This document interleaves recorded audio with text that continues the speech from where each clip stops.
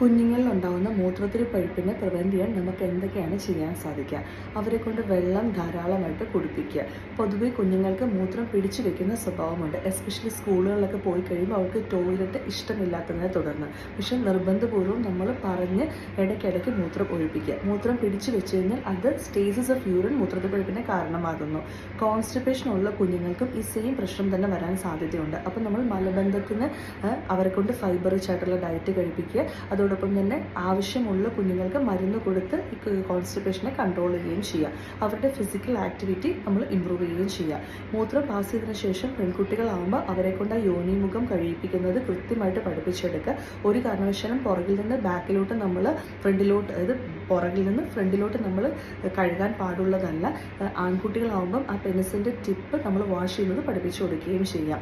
ആ പെൺകുട്ടികൾക്ക് മൂത്രത്തിൽ പഴുപ്പിൻ്റെ ഇൻസിഡൻസ് കൂടുതലാണ്. ബിക്കോസ് ആ യോനിമുഖത്തിൽ യൂറിത്രയുടെ ഓപ്പണിങ് ഭയങ്കര ചെറുതായതുകൊണ്ട് പെട്ടെന്ന് ഇൻഫെക്ഷൻ വരാൻ സാധ്യതയുണ്ട്. അടിവസ്ത്രങ്ങൾ, അയഞ്ഞ കോട്ടൺ വസ്ത്രങ്ങൾ ധരിക്കാനായിട്ട് അവരെ സഹായിക്കുക. വായു കയറത്തക്ക രീതിയിൽ നനവ് വന്നു കഴിഞ്ഞാൽ അത് വേഗം വേഗം മാറ്റി കൊടുക്കുകയും ചെയ്യാം. ചെറിയ കുഞ്ഞുങ്ങൾക്ക് നാപ്പി റാഷ് വരാതെ നോക്കുകയും ചെയ്യാം. കുഞ്ഞു കുഞ്ഞു കാര്യങ്ങൾ ചെയ്താൽ തന്നെ നമുക്ക് മൂത്രത്തിൽ പഴുപ്പിനെ പ്രിവെൻറ്റ് ചെയ്യാൻ സാധിക്കും. വേനൽക്കാലം ആയതുകൊണ്ട് തന്നെ വെള്ളം കുടിക്കാൻ നമ്മൾ അവരെ കൂടുതലായിട്ട് പ്രൊമോട്ട് ചെയ്യുക. കാരണം എത്ര വെള്ളം കുടിച്ചാലും നമ്മൾ ഒരുപാട് വേർത്ത് പോകുന്നത് കൊണ്ട്.